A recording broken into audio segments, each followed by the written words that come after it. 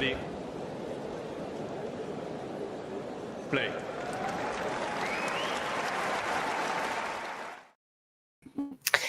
Good afternoon, good evening, good morning. Good night, pretty clearly.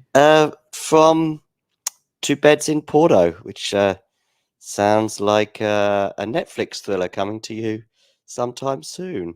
I hope you can all hear us, by the way. If you can't, let us know in the live chat. But yeah, here we are in northern Portugal. There's already a comment here in the live chat about Team GP. I should say Team GB, sorry. Anyway, that's great that they're getting some support. Of course, we should really touch on that. There's so many things that we could talk about. I hope we don't miss anything, because I do think we should give a nod to Murray and Evans. Obviously, we'll be talking about Nadal's win over Fucsovics. We'll also probably touch on other Olympic stuff, such as, of course, tomorrow's matches, including a certain 60th episode of Djokovic and Nadal. But obviously, Swiatek is in action tomorrow. And oh no, Swiatek different. At least that's something we don't have to talk about, Damien.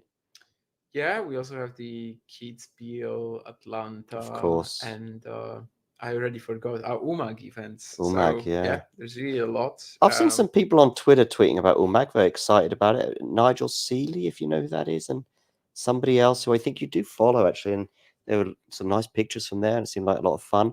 But anyway, I think we could start with Rafa against Fucsovics. Then we'll move on to Rafa's match with Djokovic tomorrow, and that'll sort of be the opening segment. And then we'll wind back to some other Olympic action, and then Atlanta, Umag, and Kitzbuhel. Yeah, I think that'll do. Right. So today, Rafa Nadal winning in 3 sets over Marton Fucsovics. I watched sets 2 and 3, which was probably the moment when the wheels started to come off of Rafa. And I have to say that at the end of the second set, I actually made him maybe not even the favourite to go on and win the match, despite his reputation on that court, but just how I could see the match was panning out. But I missed the entire first set when people on Twitter were drooling over him. And I know, of course, there's also yesterday's action in the doubles. I think we should also touch on that, because I mentioned to you how he was struggling on serve at times in sets 2 and 3. And yet yesterday, alongside Carlos, you said that you thought his serve was one of the outstanding elements of his game. Yeah, yesterday I think I was drooling over his game in doubles, definitely. And over the first set especially, it was Carlos who constantly was in trouble on serve. And they even started with Alcaraz serving first. They switched it up in the second set. They started the second with Rafa serving first because it was just going so much better. Like, it's okay, sure, maybe he isn't getting the same serve speeds. I actually don't think they're bad at all. Like, it's definitely not the serving that he came back with at the very beginning of the clay season. It's much better by now. Sure. But just in general, the lefty spin was just doing so much damage to Gonzalez Molteni, regardless if it's return, serve, baseline game, whatsoever, really. So, I'm a little surprised that it was not doing the damage today. It was not supplying the damage against Fucsovics, as definitely in the doubles, it felt like a massive advantage for the Spanish team. And if Rafa was going to convince us today that the upset is possible, I'm not sure he did that. The key moment in the match today, which I would say that probably the last couple of games, which was where he needed it most. Of course, his serve was sort of getting better again, but it was that beginning of the second set till the middle part of the third when it was very vulnerable. I mean, he was a breakdown. I think he was like 3-love, 4-1, 5-2 down in the second set. He then holds and then breaks to get it back to 5-4, but then is comfortably broken to lose the second set. But the crucial moment in the match was 1-2, love 40.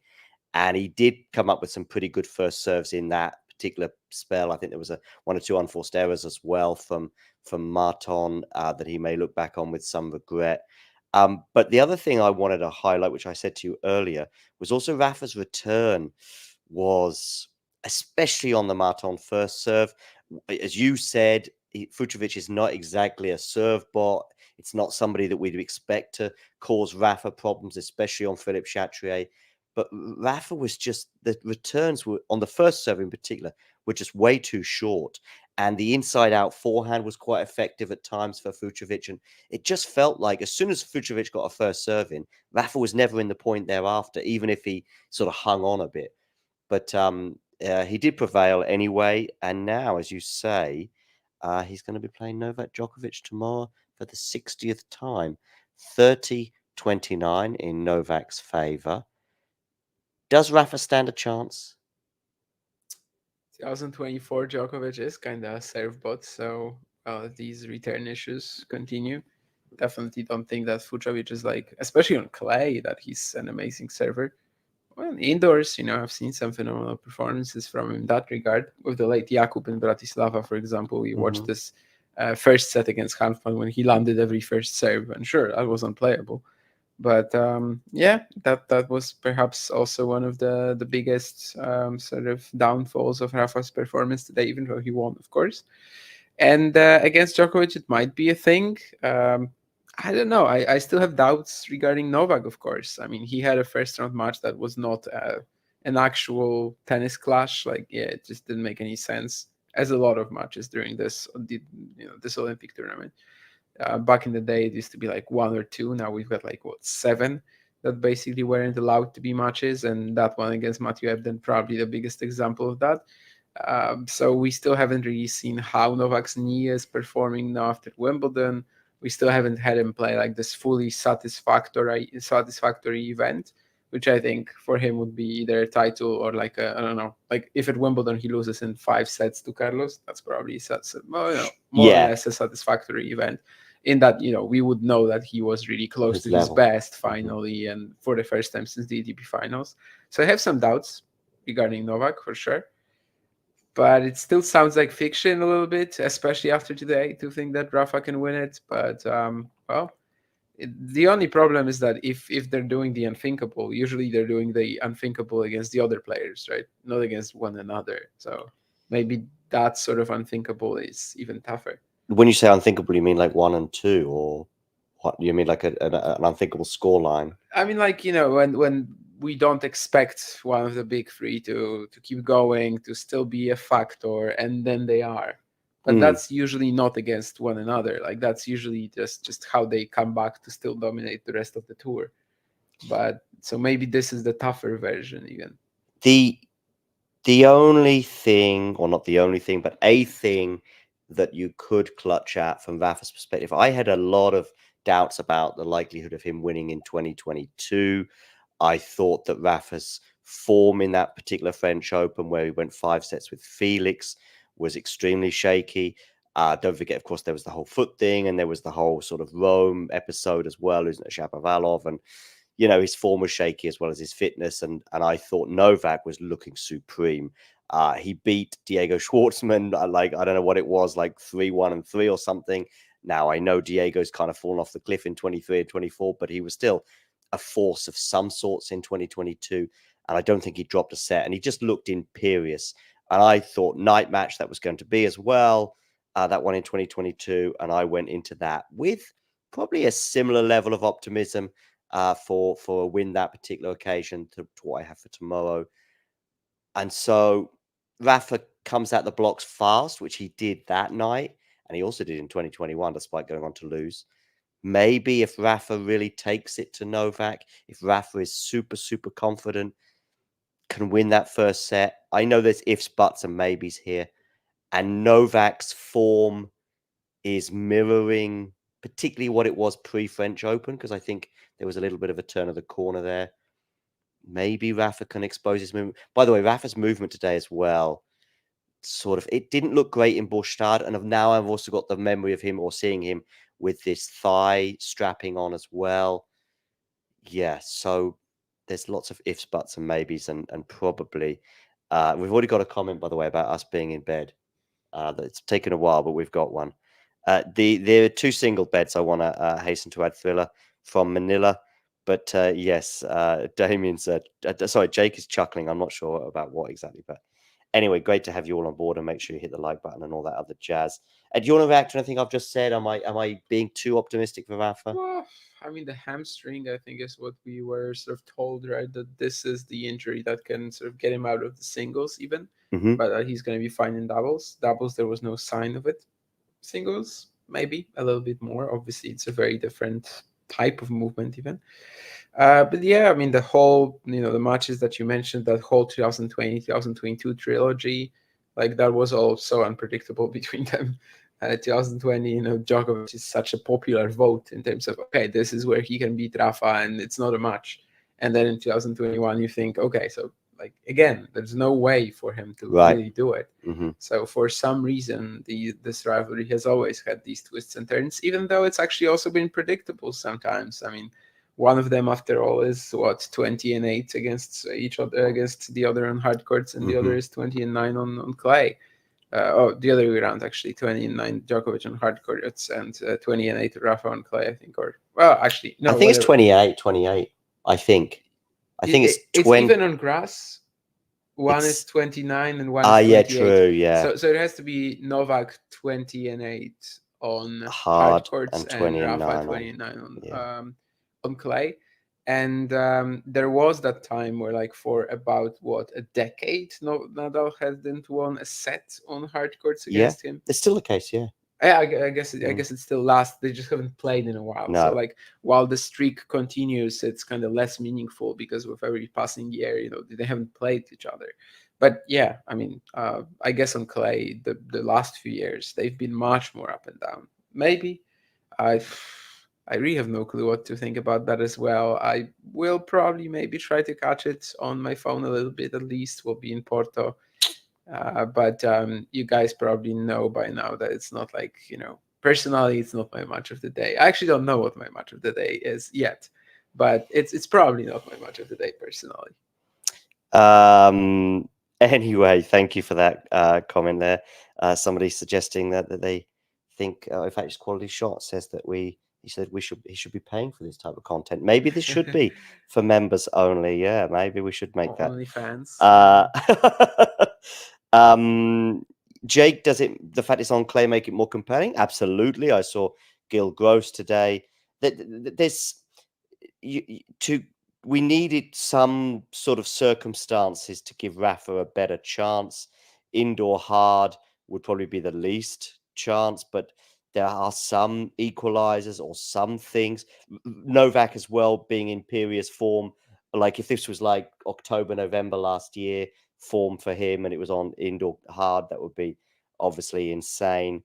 But clay, Philippe Chatrier, lunchtime, Novak's questionable form, Rafa playing. What are the odds in that match, by the way? Can you have a look? Yeah, I didn't check that, but I mean, obviously Novak is the favorite. I'm just thinking which, to what sort of extent, right? We are in Porto, and we are here for the Challenger this week, which main draw begins tomorrow. We've had some qualifiers today and some it's pretty massive. 6-1 maybe for Nadal. 6-1. Yeah, it's massive. Wow. It's kind of what Federer Djokovic had, I think, in 2020 in Australia when Roger was injured. Yeah. And of course, that was a best of 5 set match as well, which impacts it. But well, that's kind of even stronger, right? Yeah. In best of 3, they are giving like Nadal almost no chance to win. It's like similar to Tsitsipas Bergs, for example, today. Just to kind of give. Yeah. So that surprises scary. me. It's that. Yeah, me too. Heavy. I actually thought it would have been closer. I thought it was going to be like 3.5 maybe. Yeah, like 3.5 to 1. Yeah. I probably wouldn't make it that way. I put a load of polls out that have all been sort of 70-30. In fact, I think there's one on YouTube as we speak. But that's of course of people. Sometimes they vote how they would like it to pan out rather than 75-25. That's fair, I guess. 75-25. Yeah. With this poll on YouTube at the moment, so do get voting in that. But yeah, I don't see it as being that clear cut, but yeah, Djokovic. But actually, I don't think it being that clear cut because I don't know where we're at with Djokovic. If we're at somewhere good with Djokovic, then yeah, he takes it. But I don't. It's actually more about Djokovic that's giving me some optimism for Rafa than something about Rafa, other than maybe some of the bits we saw in the first set today, or perhaps that match alongside Alcaraz. What did you make of the doubles, by the way, alongside Alcaraz? He was pretty amazing. I mean, Carlos definitely got into some rhythm as the match went on. Obviously, he was the one who hadn't played in 2 years. I mean, Rafa barely played doubles and barely played anything the past 2 years, but of course, he's got so much experience. Probably could have been one of the best players in the world if he ever tried doubles full time. And yeah, I just think that even though you could see that Gonzalez Molteni, well, they still held up of the ground and they still had that amazing doubles experience, sort of the point play. That was something that they had over the Spaniards, but especially Rafa, just the way that he could switch for the forehand down the line pass. They could never read it, like they could never really realize whether it was going in or not. And yeah, just in general, the lefty spin on everything from the serve through the return to like literally almost any baseline shot was just a nightmare for them to face. So I think Rafa did kind of carry that. Well, even if Carlos fired up later on with some great returns, I think it was actually his return that made them break in the second set, or rather secure that key break because there were 2 breaks. Definitely had some nice actions at the net as well at the very beginning. At the very end of the match, his reflexes are really good. But like, if there was the best player on the court out of these 4, clearly it was Nadal. That's not really a discussion. Okay. Well, I think that's Nadal Djokovic tick done. There was a tweet from Jake actually that I would love you to repeat for me, Jake, about Rafa in the first set today, because I think you were very optimistic about Rafa's level in that first set, which did seem to carry on from where he was yesterday. But then, as I said earlier, sets 2 and 3 were very different. But he got over the line, and we'll play Novak Djokovic tomorrow, second up on Philippe Chatrier, which I guess is also another reason for some optimism, given his record on that court. Okay, other Olympic stuff today. Let's stick with the singles for now. Tsitsipas beating Bergs in 3 sets. You said that there was a few wobbles, I think, for Stefanos in that match. He lost the set 1-6. The first was really close too. Of course, no guarantee that if Zizou takes the first set, then the second looks the same as it did and how the match actually went on. But yeah, I don't think I was expecting that to be too close. Zizou, of course, took the first set of Tsitsipas in Australia, then had like a heat stroke type of condition or something like that. But yeah, definitely on a faster hard court, he has the skill set to abuse the backhand. On clay, less so. But yeah, still not really like thinking of Tsitsipas any differently because of that.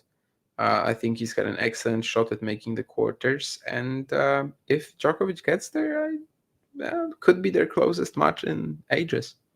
Oh, a Stefanos Novak quarterfinal is on the horizon potentially.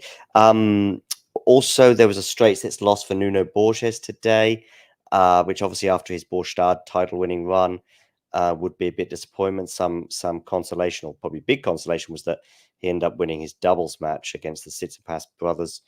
But yeah, that's coming down to earth with a bit of a bump for Nuno. Yeah, but was it that much of a surprise? I mean, who's the better clay court player, Navona or Borges? I mean, I think the answer is clear. Nuno's Borstad run, of course, that's something that will sort of stay with him forever. It's something that he's going to tell his grandkids as well, that he beat Rafa in the final. Part of that very elite group, along with Horacio Zeballos and some real big names. But yeah, I mean, all in all, of course, up until the final, that run also wasn't that tough. So I don't know. I was kind of giving him the benefit of the doubt, even though Navona is generally the better clay courter. But clearly, he did not take that opportunity from me. I chose to sort of give him that little chance that, okay, Nuno, sure, you won a title, you might deliver. But well, the doubles is probably still the bigger deal for both him and Cabral, right? I mean, obviously, especially for Cabral, who up until today didn't know that he was going to play singles and hadn't played singles in 2 years. But yeah, the doubles is a much bigger deal for them. That's the discipline where they can actually get a medal. So some other results from today, which actually one of these I'm actually uncovering myself. I just didn't know. Felix winning straight sets over Marcos Giron. So winning a title last week, as in like a week ago, clearly wasn't a very good omen for their Olympics performances, albeit that, of course, Marcus's was on grass in Newport. Newport. He had to fly over. But I'm discovering another result, actually. Stan Wawrinka, straight sets over Kotov, 6-1, 6-1. 6-1, 6-1? I know, yeah. I mean, he lost to Kotov in 4 sets in Paris 2 months ago. Yeah. Kotov must have been injured or something. I mean, I don't know. What? Jake is asking, who is your pick, Damien? So, Jake, you don't want to know who my pick is. Fine. No problem. He wants to know who your pick is for the gold in the men's draw. Is it Carlos, basically? Yeah. I mean, Carlos Zverev looking pretty good. I think out of the 3 main favorites, so Djokovic, Zverev, and Carlos, Djokovic has the toughest draw. Fees went out, so maybe slightly easier now, but still, like Rafa second round, Tsitsipas quarters. So I think that's the toughest draw for the top 3 seeds, which leaves me with Zverev and Alcaraz. Of the 2, I obviously trust Alcaraz more. Alcaraz is also in the Ruud half, or like Ruud/Medvedev half, which is good for him. Whose half is Zverev in? Well, the other. So with Rafa and Novak. Yeah. Okay. Yeah, okay. So, okay, any other singles results that I want to highlight from today? Let's have a quick look at some other courts. Moutet beating Nadal in 3 sets. I'm almost surprised that went 3. I know there was lots of support from Nadal on Twitter. Jan Struff winning in straight sets. So, double Portuguese loss in the singles, albeit that Cabral and Borges won their doubles, as I touched on. Tommy Paul, that's a decent win. Straight sets over Darderi. And Raonic, third set. Wow, 3 tiebreaks. 7-6, 6-7. Or I should say 6-7, 7-6, 7-6. Dominic Koepfer beating Milos Raonic on a clay court, of course, which is a very different proposition. No breaks there, but it was only Koepfer who was generating break points, and I watched quite a bit of that as well at the end. So it was, as the match went on, it was pretty clear that it's going to be tougher and tougher for Milos to serve something, like to serve his way to the win. And even though it looks very, very close, and of course, to an extent it was, from let's say, the beginning of the third set, it was pretty clear that the favorite is Koepfer. Any other results from today? I saw Musetti having a bit of a whinge about the French crowd in his match against Monfils. But any other results from today you'd like to highlight? Oh, this is a Damien derby here. Mahach against Xi Zhenjiang. Fun match. Couldn't be 2 sets. Like between these 2, I don't think either is consistent enough for it to be 2 sets. So obviously, but yeah. Does Mensik Shevchenko count as a Damien derby? I mean, I know you've met Shevchenko a few times. It does. I think, yeah. I think it counts. Mensik maybe less so. I mean, I did interview him, but maybe less so. But Shevchenko, out of foreign players, is probably the guy I've interacted the most with. Okay, Petros Tsitsipas took 5 games off Griekspoor. I don't know if that's good or bad for Griekspoor or good for Petros, but we did, of course, see, and I know we did just touch on it, but that tiebreak was quite cool between the Portuguese pair of Cabral and Borges against the Tsitsipas brothers, and they nearly messed it up because they had a match point or 2, and then maybe on the second or the third one, they had a smash. I think it was Borges with a smash. I'm not sure, and it just was nowhere near good enough. But then in the end, Petros was the one that was nowhere near good enough. Yeah, Petros had the shank disease that on the forehand. Yeah, I guess must have spread from his brother. I guess it's viral. But just in general, I think both pairings very sort of dangerous dark horses. I don't know if they will go far because next up is likely Mektic Pavic, who are of course the defending champions, and even though they haven't played with each other for a year, they've won 1 billion titles together, 17 to be exact. And I don't know if they're going to go far, but certainly in some other parts of the draw, they could have been both pairs. I think are very underrated. The Tsitsipas brothers, of course, made some. Who was it? Dodik Krajicek, maybe, that they eliminated Roland Garros, the defending champs as well, and then they made a big splash there. And also Borges Cabral have always had such good chemistry with each other. So I'm glad that we managed to get a bit of that match in when we came back to the hotel. Jake is enjoying the show so far, it seems, given the giggles he's having in the chat. Probably the shank, I think, would have got him going on that one. Kiwit here is asking, Andy Roddick says alternates should be added to the Olympics to avoid an Ebden Petros filling in his lucky losers scenario. What do you think? It's tricky. I recommend you read some quotes from people high up in the ITF who tried to introduce it, because it's the Olympics and there's like quotas for each national committee. It was actually the national committees who also said that this cannot be a thing. Some people have been suggesting some sort of qualification event at the actual Olympics, which I think makes sense. Otherwise, we could also go for buys if there's like really no one to Sebastian buys. There's also like the possibility of just going for buys if there's no one to field that draw in with. I don't know. I mean, personally, I think that the players that get to the Olympics, they should have earned it somehow. I'm sorry, but Petros Tsitsipas, Francisco Cabral, Matthew Ebden, they did not earn it in any way. Yeah. They just literally are in the right place at the right time. In singles, yes, obviously. In doubles, they have earned it greatly, and I have nothing against that. At the same time, we have to remember about players like Facundo Diaz-Acosta, who's not at the Olympics after winning a qualification event for the Olympics. Same with Okutoni from Kenya on the women's side, for different reasons, but still. So I think if I'm Facundo Diaz-Acosta right now at home, I want to kill myself, like literally. And I know he said in interviews as well that this was the perfect moment for him to play the Olympics. The last clay Olympics were in 1992. Okay, which was Barcelona, right? Yeah. Marc Rosset won, I think, over Juan Aguilera in the final. And wild LA stuff. will be hard. I don't know who's got it in 32. I don't remember who's or even if it's been chosen yet. But there's also a comment in the chat about qualifiers. But my goodness me, the calendar is jammed this last week or so anyway, as it is. Never mind if we had qualifiers as well. Yeah, it's really not a problem of an easy solution. I kind of find it funny that tennis seems to be pretty much the only funny? sport. Sorry, I'm just singing Elton John. Yeah, I got it. But it's basically just the only sport where that seems to be an issue. Like, obviously, it's not going to appear in like any like athletic competitions, because then you take out the player and nothing matters. Like, it doesn't matter whatsoever. In, let's say, the closest you would get to tennis, so like table tennis, there's not as many injuries that will like get you out. And there is actually a preliminary round, but it's only like 3 matches or something like that. So it's a problem that no other sport has really had to face, and it's a problem that in the past wasn't as clearly visible, because we had these alternates in 2020. Luke Saville played Hurkacz in Tokyo in the first round. Klein was also an alternate for someone, I don't remember for who, but basically we had these alternates. But well, Klein of course still made sense, like he was just a 200 something ranked singles player. Luke Saville at the time, I mean, still has a singles ranking that's pretty decent. It's kind of when you get guys like Cabral, Hasse, Ebden, guys like who haven't played singles in a couple of years, it just stops making sense.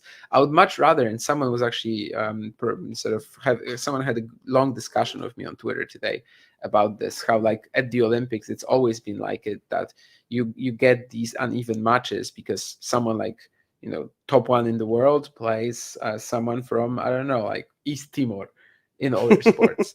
and true, like in alpine skiing, for example, and that's what I thought. Like there was always these people from the Philippines showing up at the Winter Olympics. Yes, but in that sense, like they still earn it somehow. And these doubles players here, I mean, I think they would be first to admit that it's just coincidence. Yeah, I mean, they're also not taken to the court with a huge amount of. I mean, it's not to say they're not trying. Don't get me wrong, but Ebden and I'm pretty sure Petros Tsitsipas today were also just thinking, well, this is a nice warm up for my doubles, I guess. They're not probably thinking about it. I mean, Ebden, I'm sure, was just relieved to get a game. And I didn't watch the match, so it'd be interesting to know how that game panned out. As in, like, was it a natural game, or do you think there's a chance that Novak might have just gone, well, here's a game, mate? It was like 9 for 10th game, I think. Yeah, it was already beginning of the second set. And then had this very emotional reaction when he won it. Yeah. Yeah, it was a bit of a farce. It's not Matthew's fault either. I mean, he obviously was a very strong singles player in his prime. Not on clay. On clay, I think even across all levels, he's got like a 33% win rate. So, I mean, he was just doomed. I'm pretty sure that if he knew, well, actually, I don't know if that's true, but it's possible that if he knew that he was going to play Novak, he wouldn't have signed up as an alternate. Oh, by the way, Eubank's losing today to Hassan. Yeah. Well, what else can you say about Chris? I mean, clay, not his thing. He's played some decent matches in the past, but yeah, his form this year is just back to what he was doing pre 2023. I mean, what can you say about Hassan? He got that universality place. I always want to say university when I say this. Universality place. Of course, he's been playing for Lebanon and Davis Cup, but he's actually sort of raised tennis-wise in Germany. He had a long break when he was like a junior, and then when he was like 22, he decided suddenly to keep playing.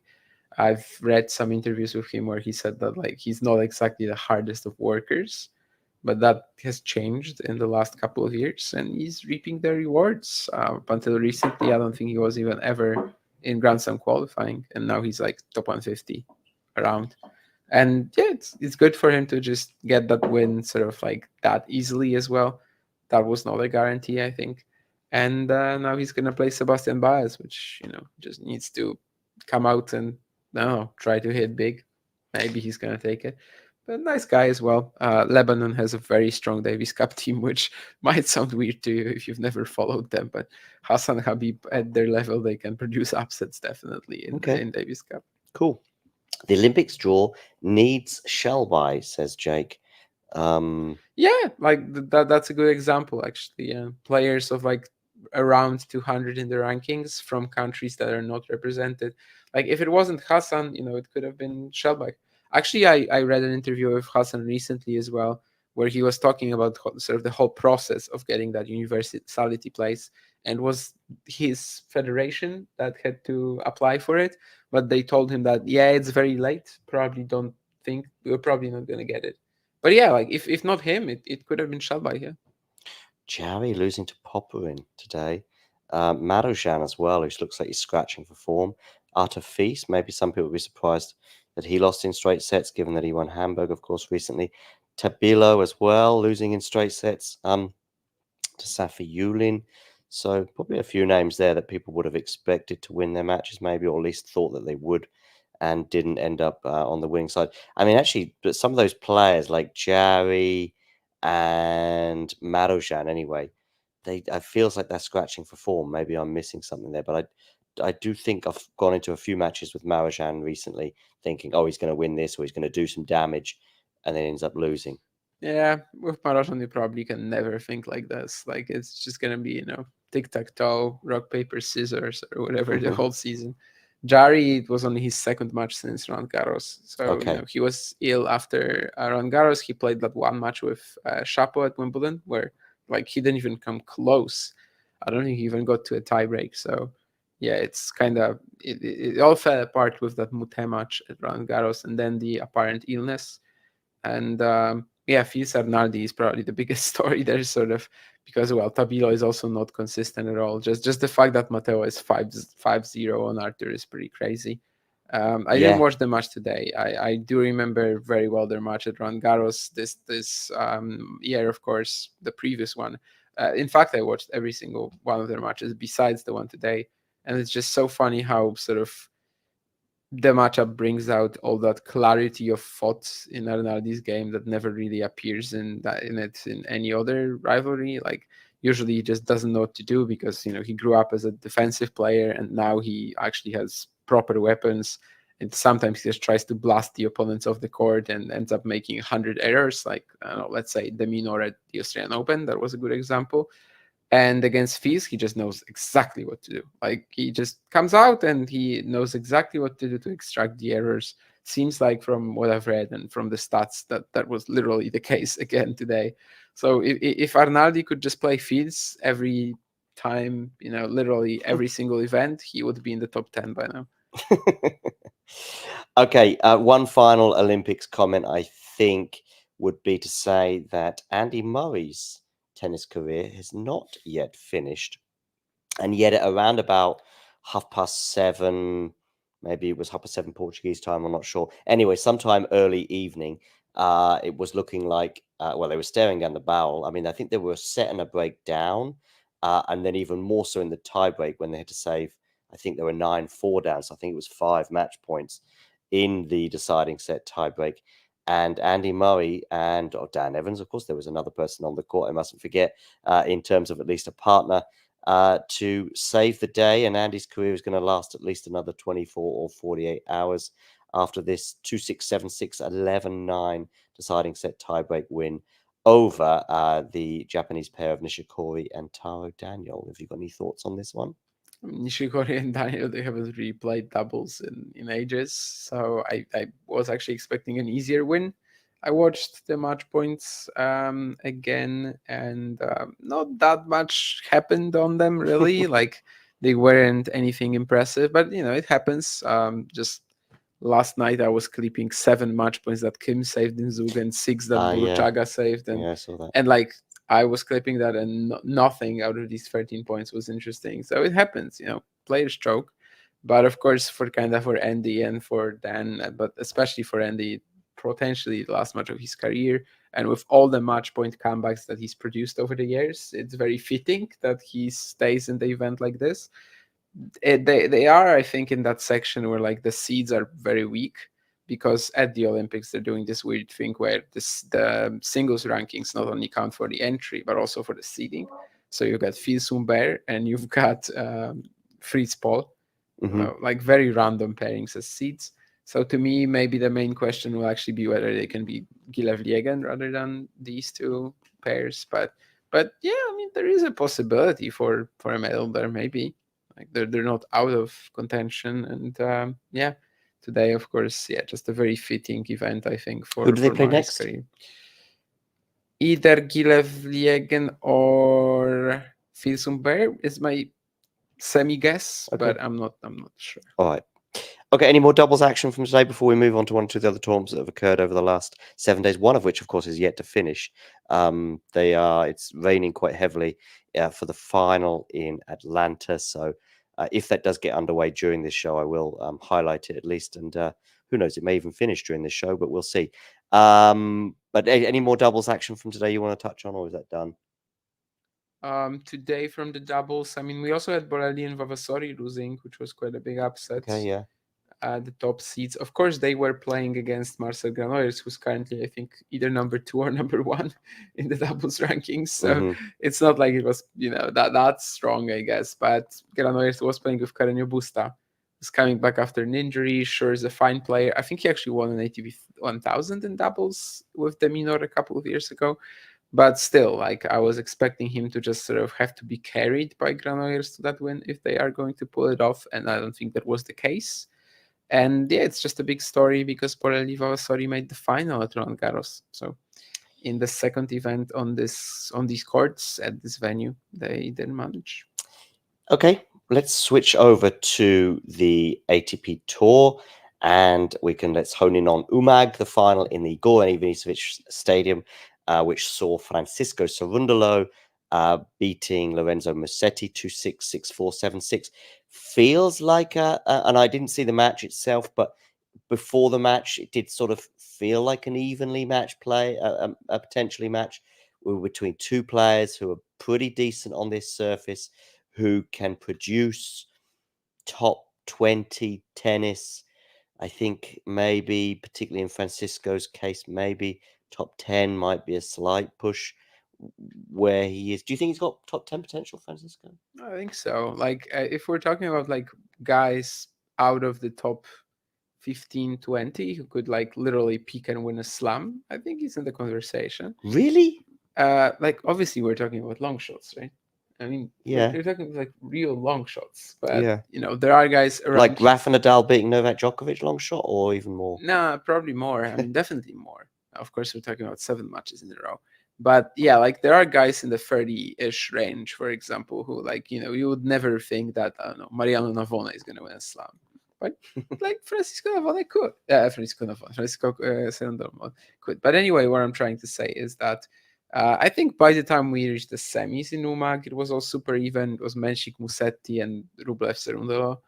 Like, yeah, at that stage, it was just like Menchik was the biggest story because he kind of comes back into form.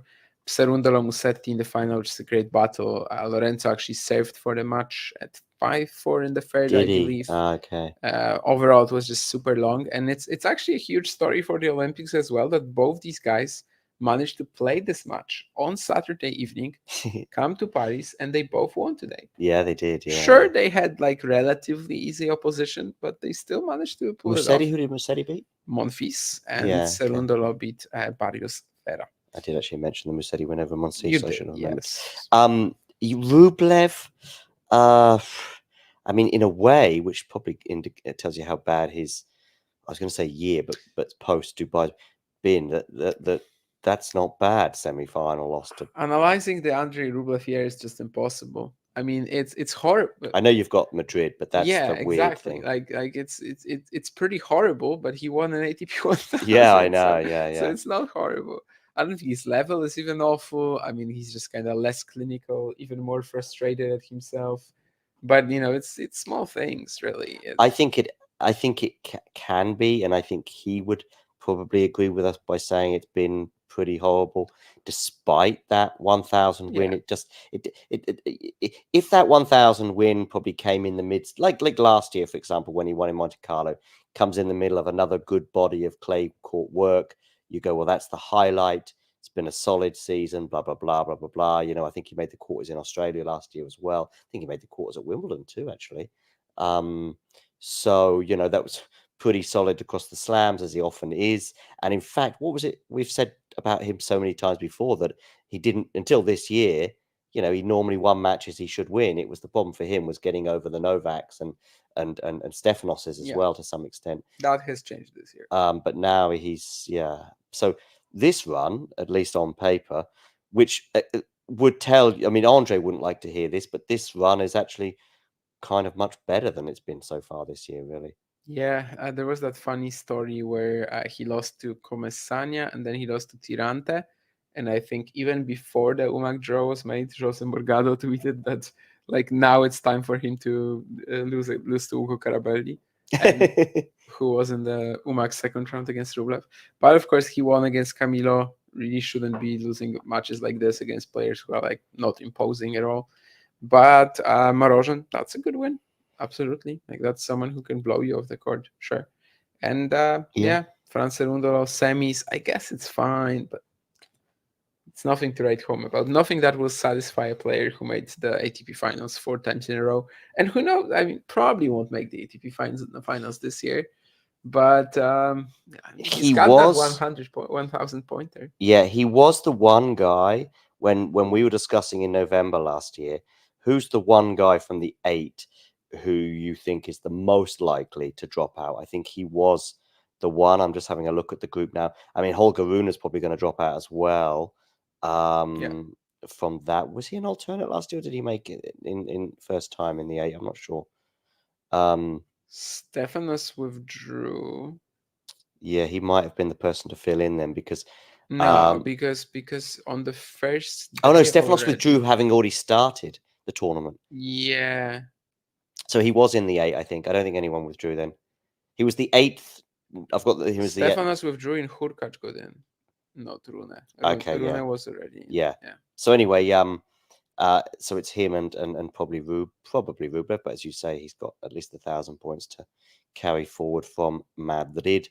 But one thing on Rublev that I have been thinking either consciously or subconsciously for 6 to 12 months, and I was thinking it particularly as he was getting frustrated at Wimbledon this year, is I think my frustration with him is that I think a lot of it stems from an overestimation of his own situation, which sounds particularly harsh, but I think he thinks he's, one of the best 5 players in the world.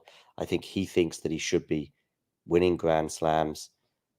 And that's where, because, if you're Liam Brody, you lose, let's say you're 5-all with Novak, as he was, I think, or 4-all with Novak couple of years ago at the ATP finals, you know, and you hit a dodgy backhand down the line or whatever, you know, Liam Brody's not going, you're kidding me, I'm not going to win the first set against Novak. When you said that, I was thinking Liam Brody was 4-all against Novak, and then you said ATP finals. And I'm like, Yeah. okay, I know. So no, I was talking about Rublev, but I think it's and perhaps it cuts this, because you're not going to get angry unless you really have unbelievably high expectations. Yeah, but at the same time, you know, do you want to just stagnate? Do you want to stay at the same level? No, you've got to be ambitious. Yeah, we're talking about a guy who, like, for the last, again, made ATP finals 4 years in a row, made 10 Grand Slam quarterfinals, and hasn't broken through that level. So, yeah, I mean, you don't want to just, like, of course, it's a great career. For his potential, it's probably kind of like around what you would expect. But you don't want to stay in one place anyway. Like, he's never going to be satisfied with this. If he was satisfied with this, he wouldn't have gotten that far in the first place. Fair enough. Okay, Rublev tick, Umag tick as well, I think. Let's go over to Kitzbuhel, where, of course, we had your friend Matteo Berrettini winning another title. Yeah, we're actually not friends, unfortunately. I don't think I did watch him live, but I was not that challenger. But yeah, Matteo winning back-to-back, very good conditions for him. He actually has 6 clay titles now, which is pretty crazy. 3 this year as well. That's only, of course, matching Alcaraz, and Sinner has 4. And yeah, 10 wins in a row, 20 sets in a row, 9 tiebreaks in a row. I don't think it will, like, seamlessly translate to any other conditions. I don't think he's going to win like Cincinnati now or something like that. But I mean, yeah, healthy. He's clearly up there. I'm not sure how high up there, but he's clearly up there. And you know what I would like to see? That hardcore title for Berrettini. Yeah, he's not won a hard. Wild. Yeah, he's not won a hardcore title. So wild that he doesn't. He's also not won a title above 500 level, I believe. Yeah, I mean, sure. Which is kind of surprising, I think, given that he's okay. There's how many thousand finals has he made? Madrid once or twice. I don't know. There's this one against Zverev for sure, but otherwise, yeah, maybe it's just once in Madrid, and it's probably just once on clay full stop, I guess, because I don't remember him being in the Rome final or Monte Carlo. Oh, definitely no. He's not probably been in Cincinnati, or so that's kind of funny. He's only been in 1/1000 final as well, given, you know, where his game is at, and the fact that there was a couple of years when he was just like almost a certainty to make quarterfinals. I think he had a pretty bad loss, in my opinion, to Casper Ruud at the US Open in 22, I think it was. Yeah, big chance, and then he loses like pretty comfortably, right? Yeah, and I thought that his tennis was still, was in a very, very good place there. He was unlucky with the COVID at Wimbledon that year. Otherwise, there could have been another final appearance there. But for someone who's, you know, knocked on the door so frequently, it's kind of unusual that A, he's not got a hardcourt title, and B, he's only been in 1/1000 final, if that is right. Yeah, I'm just checking if that's right. Actually, but no, there's no grass courts ones. It is right. And Cincy and Indian Wells, and yeah, it is right. Yeah. Anyway, but he picked up a title, and I mean, is he back? Is he back to his best? Maybe we need to see. Maybe we need to see a little bit more of a litmus test. Has he really been, you know, in terms of his best? Because his best is top 10 in the world, which means, you know, perhaps beating players like Musetti, Cerundolo, and Rublev, which he hasn't done in the last couple of weeks. Yeah, I mean, absolutely. I think he's done extremely well in like conditions that suit him perfectly, and that's both grass and here. Grass, of course, making the final in Stuttgart. Then he was a bit tired in Halle, but then also the match against Sinner at Wimbledon. And I was hyping him up a lot at that Wimbledon. Kitzbuhel Gstaad, yes, but will it actually translate, you know, to hard courts, for example? I mean, probably not to that extent. But, well, if we're thinking about Matteo Berrettini in a year from here, if he stays healthy, you know, top 30 is like a minimum, right? Oh, yeah. Like, easily, which, yeah, some comebacks don't get there. I mean, Denis Shapovalov right now, for example. He's been unlucky at Wimbledon, I would say, in the last 3 years for very different reasons. So 2022, obviously, because COVID on the eve of the tournament, I think it was actually the morning of the tournament, and suddenly the draw opened up for Christian Garin, and I think he took advantage of that by getting to the fourth or even the quarterfinal that year. But he was in the same half as Rafa, and it was sort of those two potentially on a quarterfinal, or sorry, semi-final collision course, and he was by far the second favorite Right, to win exactly. Wimbledon. He won Yeah. Stuttgart and Queens back to back in 2022. right, Yeah, exactly. and then as you said, like The last 2 2013. years Yeah, Alcaraz Sinner, and in earlier early draws, 2019. 2019. Well, What did- not that early, fourth round. So like Okay. Alcaraz in 2023, Mhm. but Federer. Yeah, right.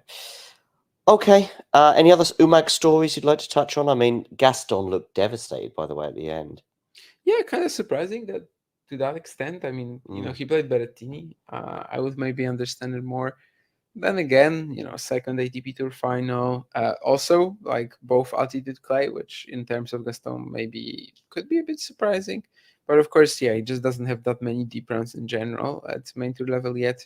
Seems like he is getting closer and closer to like establishing himself. Obviously, the win over Baez was phenomenal. 2 match points saved as well. Yeah, just a touch surprised, honestly, that his reaction was like this after the final.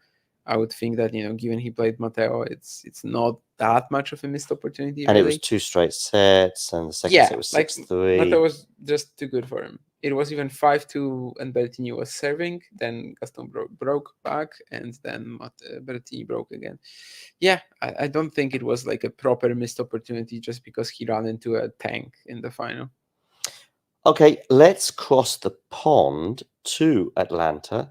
A reminder for those of you tuning in as to why we're not here to celebrate either Nishioka's or Jordan Thompson's title-winning run, Let's see because if they got back, but probably well, not, right? they won't be back for at least 5 minutes. 5 minutes. But I would be surprised if that they're one's a even bit back. They haven't resumed the court with it on serve in the second set, and Jordan Thompson having won the first set. But didn't you say that the head-to-head is very favourable for Nishioka? Yeah, 5-1, and if you want to go the ATP rules, then it's 4-0 actually, because the only match that Thompson won was a challenger. I think they played twice in 2018, and one was in Gimcheon in South Korea and the other in Tarragona in Australia, and Thompson won one of these matches. Generally speaking, most of the rivalry is back in the day, though, and we know how much Thompson has developed. I mean, good example I think of that is like how Thompson in 2018 was it or something like that. He had a 112 record on the main tour and like 52, 12 on the Challenger Tour or something like that. Like these days are long gone. Obviously, right now he can beat half the tour easily. Also, similarly to Nishioka, was really looking for some form in the last 2 months. So yeah, I definitely think that this is probably closer than their previous meetings, where even though Thompson fares better against like the types of lefties like Shang, his semi-final opponent, where like Shang was attacking and Thompson's just kind of serving well, grinding, and then yeah, just winning very naturally. Here he kind of needs to go more all out, but so far he's been doing that.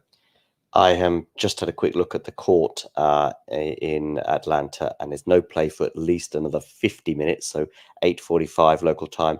And looking at the court, it is soaking wet. It's been raining pretty consistently now for, I think, an hour and a half, maybe even longer. Initially, they stopped because it got a bit misty. They did come back to the court and played, how many points? 3, was it? 3, I think. And then they are, I mean, it might be close to maybe being a Monday finish for them, because I don't know how late they could resume. I don't know what the situation would be. Can they come back at 10 o'clock, 11 o'clock, 12 o'clock? Definitely can, because some of the matches in Atlanta this week, they were starting at crazy hours. Okay. They have night sessions in there, so the lights are definitely working. Even last night, actually, I had my flight at 5:50, and I think the doubles semifinal between Göransson Verbeek and whoever it was that they faced, Cash Galloway, I think. I believe it ended at like 5 a.m. my time. By the way, there's somebody laughing in the chat. State of Sports says the doubles final still remain as well. Yeah, the doubles finals after the singles final. That's true. They scheduled it very ambitiously today. Why start at 4 a.m. local time? 4 p.m. 4 p.m. local time. Right? Why not start earlier? Yeah, why not start earlier? Exactly. Maybe they wanted to avoid some of the European tennis happening, like the Olympics, for example, in terms of TV coverage. They usually don't care about that, No. although maybe. But Rinderknech Bellucci finished at 1:30 a.m. apparently. Berrucci finished pretty late. I think even against Rinderknecht, he probably started at like 1:30 or something like that. Yeah. Oh no, so 1:30 Atlanta time. Yeah. That was another very long day. Yeah. So we'll see how that pans out. Any other stories from Atlanta? Berrucci making the quarters, and now he's also qualified for Washington. I mean, just a very different player since Roland Garros qualies, more or less. Hope that continues, that this is not just another like 2-month patch where he's that strong.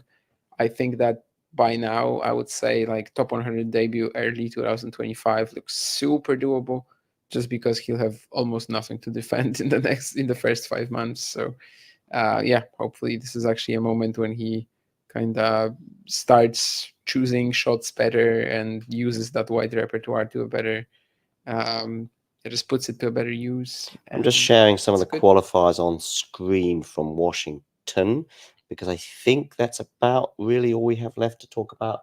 Olympics tick, definitely all sorts of stuff going on there. Umag, Kitzbuhel, Atlanta. There's no other tournament from last week I'm missing, is there? I don't think. 3 ATP Tour events. And there's only, am I right with only one ATP tournament this week? Washington? Alongside the Olympics. Olympics, yeah. And of course, Porto Challenger, among other challenges as well, of course. But I've got Bellucci winning today, but this is not to make the main draw. I think there's another round of qualifying, right? Or is this the main draw? Today, it's to make the main Okay, so Elias Yamur has made it after a 6-3, 6-love win over Mochizuki. Is that the right pronunciation there? More or less. Berrucci is going to play McDonald tomorrow, I think. Okay. 2 more qualifiers are going to play tomorrow. Someone is going to play Galan for Has sure. Opelka got a Washington wildcard? I don't remember what sort of entry he is on, but he is playing. He's playing Duckworth. I don't remember if it's a wildcard PR or whatever, but he's playing Duckworth tomorrow. And Reedy lost the something else that's been called a Damien Derby today. Yeah, losing in a third set tiebreaker to the aforementioned Bellucci. That is definitely Damien Derby. I mean, not in terms of like maybe private contact, but just in terms of how much I watch these guys. Yeah, sure. Maxime Cressy winning a match. He's gonna play Galan, tomorrow. Paul Jubb losing a match. Yeah, Paul Jubb lose to? Hong of South Korea. Okay. Yeah, and Hong is also gonna play tomorrow. He's gonna play Walton. That's gonna be one very weird match, kind of similar to Pouleau Marquez today, which was just putting me to sleep. Right. Any other Washington thoughts? Like, who's the favorite there? What can we take from that? Of course, there's a lot of players that I guess have chosen Washington over playing the Olympics. I'm guessing Ben Shelton is there. Yeah. I honestly haven't looked at the draw too much. I'm pretty sure that Andrei Rublev is the top seed with a wild card, and that actually stopped Ben Shelton from being in Yuncheng Shang's section again. Because if this is of course a 6-round event compared to the usual 5 rounds that we get on the main tour, and if Shelton was the top seed, then he would have been in the 3rd round with Shang potentially.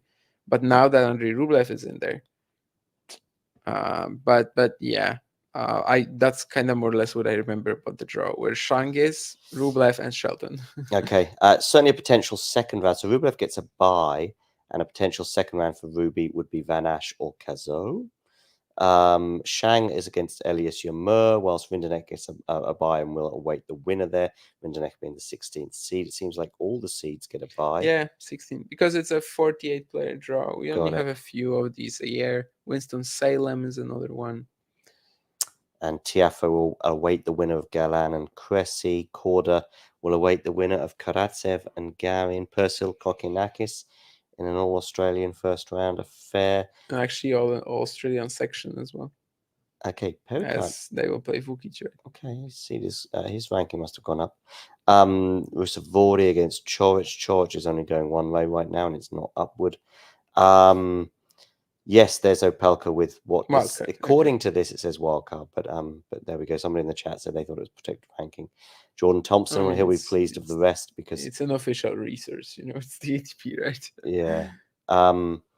Jordan Thompson will be pleased with the rest because, of course, he could be playing pretty late tonight, and he does have a bye through as well, as does Davidovich Fokina, who will await the win of Kruger and Nardi. Yeah, maybe Rublev's luck will change on the hard courts.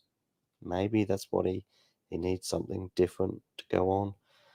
I'm just wondering who might be the sort of one to watch in this tournament. Who's going to be taking it? Shelton, yeah, but he's had a few dodgy results recently as well, I think. Well, yeah, if you're playing with like absolutely zero margin on return in your baseline game, lots of lotteries.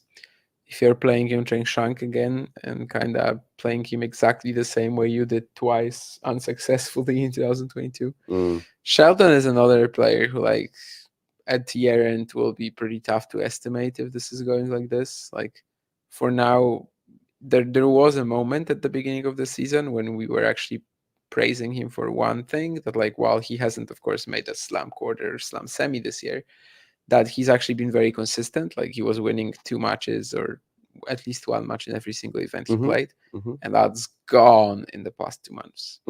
So yeah, I think for now it's pretty clear he hasn't made any progress in 12 months. Why do you think Jerry worrying. Shang has his number, by the way? Asks Thriller from Manila. It's kind of like the Manarino matchup in Australia as well. Very good hand skills, weird ball. I think these guys just kind of bring out the worst in Shelton, who, even Gets though Shang flummoxed. Shang or Manarino, they don't really have the best serves or anything. But Shelton is, of course, still going for it. He doesn't really have any other modes than literally just trying to rip it. Makes a ton of errors because, yeah, they play pretty weird. Even though he's a lefty, maybe he should be handling it a little better. But yeah, it's not really been the case. And kind of the same way that Manarino pretty masterfully dispatched him in Australia, of course, in 5 sets, but still, I think Shank just does something similar. Of course, this match was still close, right? I mean, the first set tiebreak was, yeah, just up until the very end, like 8-6 or something like that. And then it was literally the first break of the match was the last game. But yeah, as long as Shelton is playing like this, he's going to lose a lot of matches where it's just like, yeah, super tight, very close, lottery, and you just flip a coin, more I or less. think Kiewit is saying keep an eye out for Alex Mickelson, which I'd be all here for. Where is he in the draw? He's got a bye, I know that. He'll await Bellucci or McDonald. Okay. I'd be hoping that, well, McDonald, of course, hasn't been playing too well after an injury either, but Bellucci might it looks be like tired. Yeah, but I think McDonald can spring a surprise, or actually can spring a result or two. Then potentially for Mickelson would be Khachanov, Walton, or Hong. Khachanov is kind of in the same boat as Rublev, and that the consistency where you were Yeah, praising injuries him has always for been a is bit down. there for him, hasn't it? Maybe. Definitely isn't getting as much, well, I can't say hype because it's negative, but like, yeah, he definitely isn't getting as much attention due to his sort of season changing in that way as Rublev is. I mean, naturally. Could well have a random winner. Anyway, anything else you want to say from men's tennis this week? Been no retirements. There's been no drug testing failures. Do you watch? I'll tell you what we haven't done for a few weeks, which is my bad because it's my responsibility, which is to have a Jakob Bobro player of the week. Is there somebody that springs to mind for you on the men's side? Probably. I mean, there were a few players because this was the last week for our US Open qualies, right? But I think we gotta go Kim. Makes the most sense. He was at 278 before Zug, so didn't really seem to be in contention. And he will jumps almost 100 places to the top 200. Yes, I saw that on by Twitter. winning that. Yeah. 7 match points saved against Marco Topov. Fantastic match against Mike Schack in the second round. Semis as well. He just kept going against Delors, who was the runner-up from last year in Zug. Final today again, just a phenomenal performance against Buruchaga. And that's still, we are operating, even though he's young, we are still operating on players who I remember talking about with Jakub as well. Okay. When Kim had his breakthrough run first in Lugano in 2021. I think we were also doing this one episode when we were talking who, like, in a couple of years could be in the next gen finals. And we mentioned Kim. Kim will not be in the next gen finals this year because the ATP changed their rules, of course. And right now it's 20 and below, not 21 and below. But after this title, he actually would have been in contention. And what's worth mentioning is that He has 0 points to defend until the end of the year. His last season ended at in like July or something like that. And also in the first 4 months of 2025, he'll only be defending like, just a tiny bit of points really. So yeah, possibilities are endless as long as he stays healthy, as long as the knees hold up, which has been an issue. I think that in like February or maybe even quicker, we might see Jerome Kim in the top 100. And of course, that Zugran will be a huge foundation of that. And yeah, just to make US Open qualifying for your slam debut, of course, as well, on that last week by winning a challenger 1-5 from 278, so pretty far off the cut.